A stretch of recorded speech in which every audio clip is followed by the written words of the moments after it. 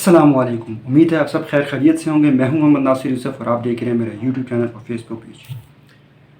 India की team के 2-0 से यानी कि वाइट वॉश होने की वजह से इंडियन फैंस में, इंडियन आवाम में बड़ा गुस्सा पाया। टीम एक ट्रॉफ़ी जीत के आई है अभी कुछ ही दिनों पहले, वो भी भूल गए। और ये इंडो पाक में इस तरह होता है कि आप एक भी सीरीज़ कोई बुरी तरीके से आप हार जाएं तो आपकी पिछली सारी ट्रॉफ़ी, सारी अच्छाइयाँ वो भूल जाते हैं, फिर आपको कोसते ही रहते हैं। खैर यहाँ पे कोसना कुछ अच्छा भी है, इंडिया के फैंस का गुस्सा जायज़ भी है, क्योंकि आप एक ऐसी टीम से हार गए हैं जिसने चैम्पियन ट्रॉफ़ी के लिए क्वालिफाई नहीं किया। आप फुल स्ट्रेंथ टीम के साथ गए थे, फिर भी आप हार गए।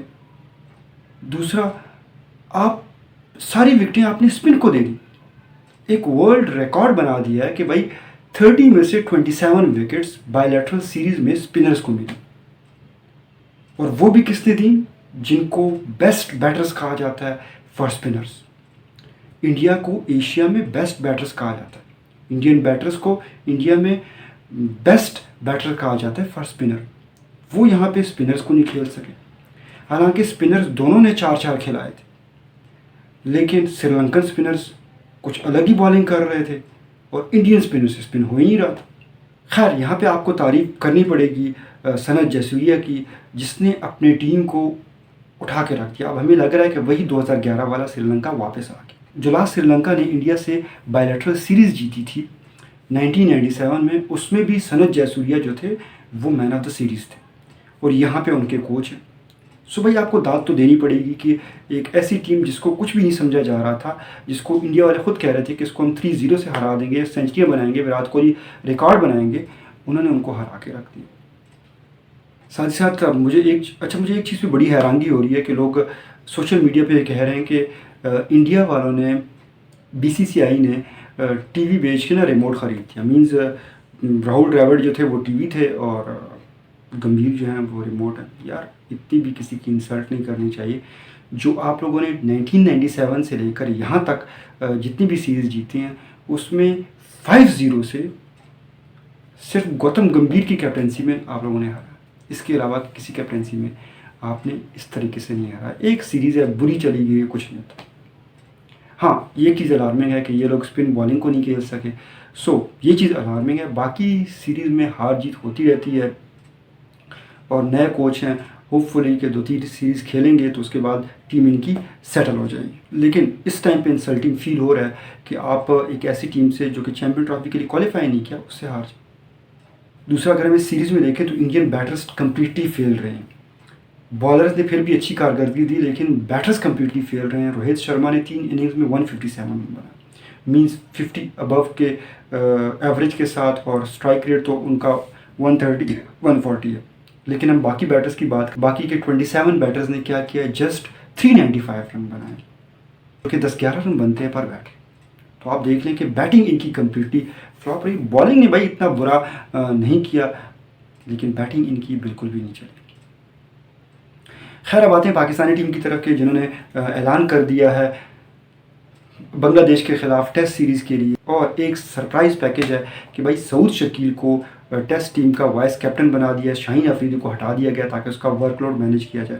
फैसला बड़ा अच्छा है, लेकिन सऊद शकील पे काफ़ी सारे लोग तनकीद कर रहे हैं कि भाई सऊद शकील की परफॉर्मेंस नहीं है। भाई सऊद शकील, मैं आपको बता दूं कि डोमेस्टिक में हमारा टॉप परफॉर्मर था। उसके बाद उसने 10 अभी तक टेस्ट सीरीज़ खेले, जिसमें 3 टेस्ट में तो कम्प्लीटली फ्लॉप रहा, जो कि ऑस्ट्रेलिया में थे, क्योंकि एक इनिंग में कहीं पे 28 बनाए हैं, फिर 2-3 मरतबा 24 बनाए, लेकिन कोई इतनी अच्छी उसने बैटिंग नहीं की वहाँ पे। इसके साथ साथ इन 3 टेस्ट को मिला भी लें तो टोटल 10 टेस्ट में उस बंदे का एवरेज 60 है। इतना पाकिस्तानी टीम में किसी का भी नहीं है। और दूसरा, इसने डोमेस्टिक में भी कैप्टनसी की है और कैप्टनसी बड़ी अच्छी करता है, तो होपफुली कि ये शान के साथ मिल बैठ के कुछ ना कुछ सीख जाएगा, और होपफुली के फ्यूचर में हमारा कैप्टन भी नज़र आएगा। नसीम शाह की वापसी हुई, हसन अली को ड्रॉप किया गया है, बल्कि हसन अली तो इंजर्ड हैं, फ़हीम अशरफ को ड्रॉप किया गया है, साजिद खान, नोमान, इन सारों को ड्रॉप कर दिया गया है। अब एक ही स्पिनर है टीम में, बाकी तो स्क्वाड देखें हमारा वही स्क्वाड चलता आ रहा है। आमिर जमाल, बाबर आजम, रिजवान, शाहीन, नसीम, वही हमारा स्क्वाड चलता आ रहा है, लेकिन स्पिनर जो है वो एक ही है। अब हम कोई ऑस्ट्रेलिया में तो खेल नहीं रहे, हम पाकिस्तान में खेल रहे हैं जहाँ के स्पिनर्स को बहुत ज़्यादा हेल्प मिलती है, और आपको पता है कि बहुत अच्छे स्पिनर्स हैं बांग्लादेश के पास। तो भाई हम क्या करेंगे, अगर फोर्थ इनिंग्स हमारी आ गई तो वो तो हमें हिला के रख देंगे। हमारे पास सिर्फ एक ही स्पिनर है, अगर उनकी फोर्थ इनिंग्स आ गई तो वो तो एंजॉय करेंगे, फास्ट बॉलिंग ही हमारी होगी। एक हमारे पास सिर्फ इब्रार स्पिनर है, बाकी पार्ट टाइमर ही हैं। सलमान अली आगा होंगे, सऊद शकील हो गए, यही दो बॉलिंग करेंगे। तो मेरी समझ में नहीं आ रहा कि भाई एक स्पिनर कैसे रखा है।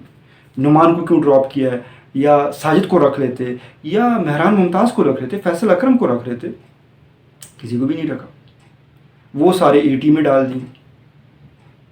सो ये फैसला मेरी समझ से बाहर है। बाकी सरफराज पे लोग तनकीद कर रहे हैं, भाई सरफराज को क्यों रखा है, इसकी जगह पे नए बच्चे को लेके जाना चाहिए। भाई सरफराज की 1-2 साल की क्रिकेट रह गई है, और पाकिस्तान में जो भी जितने भी टेस्ट हुए सरफराज की परफॉर्मेंस सबसे अच्छी रही है। सो सरफराज डिज़र्व करते थे टीम में। अलग बात है कि वो ऑस्ट्रेलिया में फेल रहे हैं, लेकिन पाकिस्तान में उसकी परफॉर्मेंस बड़ी अच्छी थी, और चांस देना चाहिए। 1 साल उसका रह गया बेचारे का, उसके बाद आपने जिस नए लड़के को चांस देना है उसको देते रहें। बाकी ओवरऑल टीम बैटिंग में अच्छी है, लेकिन स्पिन डिपार्टमेंट हमारा बहुत वीक है, जो कि हमें हार्ट करेगा इस सीरीज़ में। अगर हम ये 2 मैचेस ना जीत सके तो वर्ल्ड टेस्ट चैम्पियनशिप के फाइनल में जाने के चांसेस भी हमारे कम हो जाएंगे।